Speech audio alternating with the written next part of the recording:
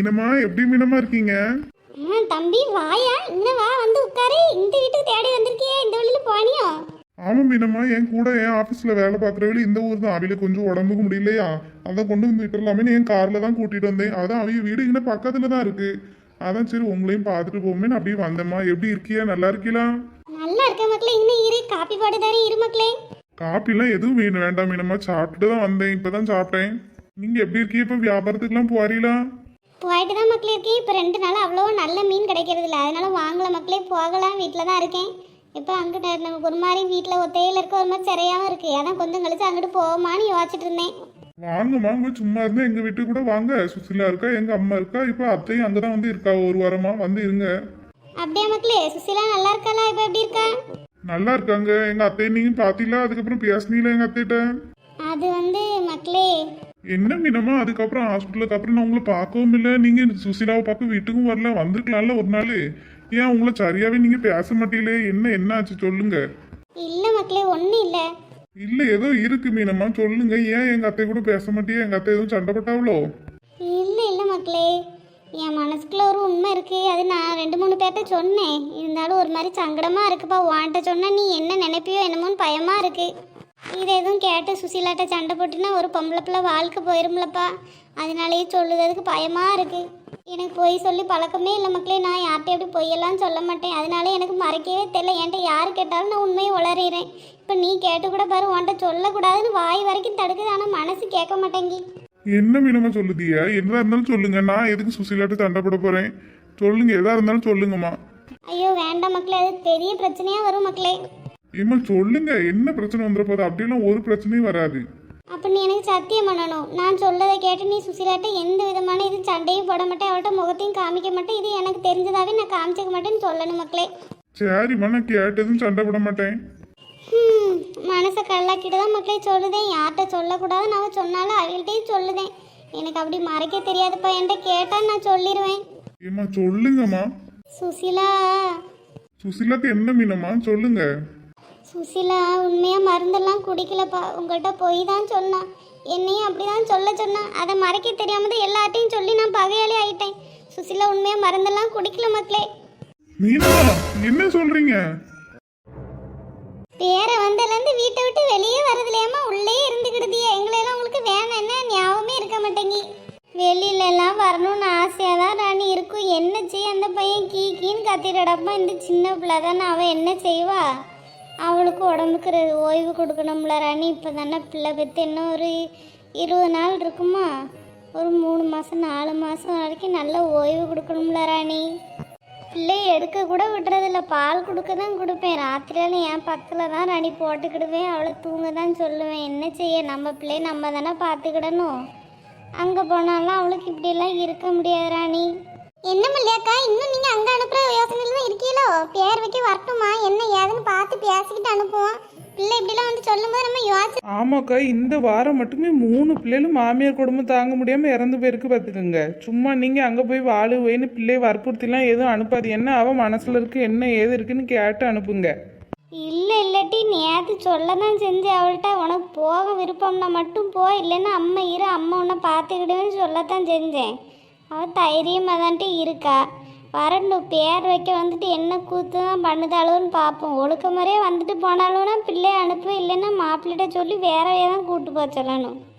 ஆமாம், அவியலுக்கு அவிய பெருசுன்னா நமக்கு நம்ம பிள்ளை தானே பெருசு. அவிய பாட்டுக்கு இருந்துக்கிடுவாங்க. அவியருக்கு நாளை வேற பொண்டாட்டி கட்டி வைப்பாவ, நாளை வேற மருமக கிடைக்கும், நம்மளுக்கு வேற பிள்ளை கிடைக்குமா? ஆமாட்டி ராணி, சொல்ல தான் செஞ்சுருக்கேன் அவள்கிட்டையும். தைரியமாக இரு, வெய், போன் பண்ணல வைக்கலன்னா கவலைப்படாதானே. அந்த பையன் நல்லா தான்ட்டு இருக்கு. பையன் மேலெல்லாம் ஒரு குறையும் சொல்ல முடியாது, நல்லா தான் பேசுது.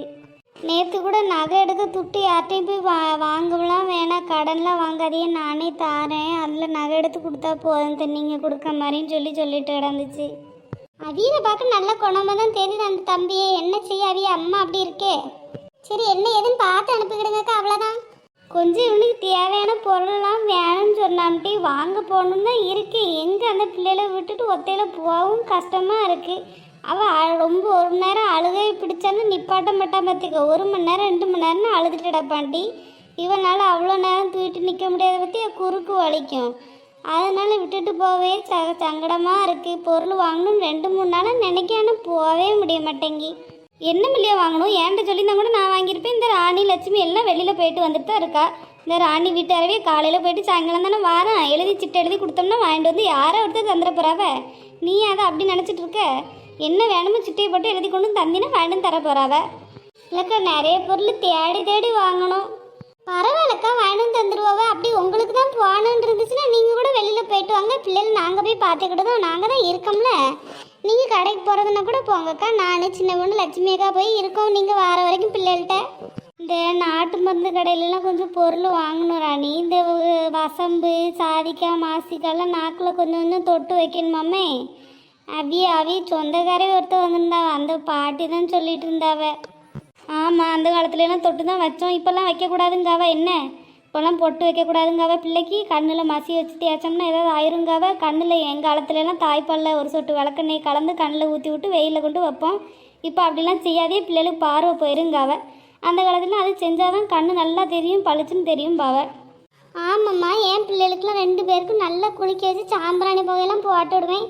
இப்போல்லாம் போடவே கூடாதுங்காவ. எல்லாம் டாக்டர் மாதிரி எல்லாம் சொல்லி தான் அனுப்புதாவ. மேலே பவுட்ரு போடக்கூடாது எல்லாம் சொல்லிதான். அவரும் நல்லது தானே சொல்லுவாவ. டாக்டர் மாதிரியே சொல்லுதாவன்னு கேட்டு தான் ஆகணும். பிள்ளை எதுவும் வேண்டாம்னு சொன்னாலும் நீங்கள் வரப்படுத்தி எதுவும் செய்யாது. என்ன இல்லையாக்கா அவள் வேண்டாம்னு சொன்னால் விட்டுருங்க. பவுடர்லாம் பிள்ளைக்கு போடாதையே போக பிடிக்காதையே. அப்படி தான்ட்டு அலும்பு பண்ணுற ஒன்றும் பண்ண விட மாட்டேங்க. அந்த பிள்ளை குளிக்க வைக்க கூட தலையில் எண்ணெய் வைக்காதேங்க, சோப்பு போடாதேங்க, பாடா படுத்துதா. எக்க இப்போ டாக்டர்களே அப்படிதாங்க சொல்லி விடுதாவோ. என் பிள்ளை பிறந்து அப்படி தானே எனக்கு எல்லாம் அப்படி தான் சொல்லி கொடுத்தாவோ. புகை பிடிக்கக்கூடாது, மேலே பவுடர் போடக்கூடாது, பிள்ளைகள் எப்போவும் நல்ல துணி போட்டு மூடி வைக்கணும், அதெல்லாம் சொல்ல தான் செஞ்சாவ. தண்ணியெல்லாம் ரொம்ப அதிகமாக தலையில் எடுத்து ஊற்றக்கூடாது, கொதியெல்லாம் வச்சு குளிப்பாட்டக்கூடாதுலாம் சொல்லி தாங்க அனுப்பிவிட்டாவ. இந்த எண்ணெயெல்லாம் கண்ணுக்குள்ளே விடக்கூடாதுன்னு தான் சொன்னாவ. இப்போ எல்லாம் அப்படின்னு சொல்கிறதுனால தான் பிள்ளைலாம் பயப்படுது. சரி நீங்கள் கடைக்கு எப்போ போகணும்னு சொல்லுங்கக்கா. போகும்போது எங்களுக்கு சொல்லிட்டு போனீங்கன்னா நாங்கள் போய் பிள்ளைய பார்த்துக்கிடுதோம். பிள்ளைய அணுவை நாங்கள் பார்த்துக்கிடுதோம். நீங்கள் போயிட்டு வர வரைக்கும் நாங்கள் போய் எங்கன்னு துணைக்கி இருக்கோங்க்கா. போகிறோன்னா போயிட்டு வாங்க. உன் கூட கடைக்கு வேணால் நான் வாரண்டி ஒத்தையில் ஏன் போகிறேன். எனக்கும் கொஞ்சம் பொருளெல்லாம் வாங்கண்டி இருக்குது. அவிய அப்பாவுக்கும் கொஞ்சம் மாத்திரை வாங்க வேண்டியது இருக்குது. நான் வேணா உன் கூட வாரேன்னு.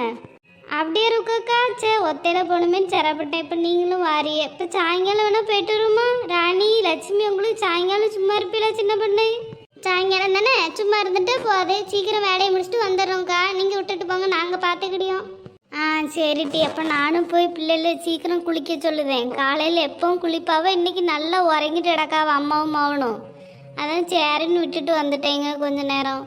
நான் போய் நேரத்தோடி குளிக்க வச்சுட்டு பிள்ளைகளுக்கு சாப்பாடுலாம் கொடுத்துட்டு சாயங்காலம் போல் விட்டுட்டு போகிறேன்னு. உனக்கு போகும்போது உனக்கு போன்படவா வந்து சொல்ல வாட்டி. எப்படினாலும் உங்கள் தோதபடி பண்ணுங்கம்மா. போன்பட்டாலும் சரி வந்து கூப்பிட்டாலும் சரி. சரி ராணி. சரி உக்காக்கா. அப்போ நான் போய் பிள்ளைகளை எழுப்பி சாப்பாடு கொடுக்கட்டா? அவளை போய் குளிக்க வச்சு நிப்பாட்டுதேன். அப்போ தான் சாயங்காலம் போகிறக்கு சீக்கிரம் ஒரு நேரத்தோடி போக முடியும். ருக்கம்மா நம்ம எப்போ வந்து பஸ்ஸை விட்டு இறங்கணும்னு ஒரு பேக்கரி இருக்கும்ல, அங்கே அந்த ஓமப்படி நல்லா சூடாக போடுவாவ.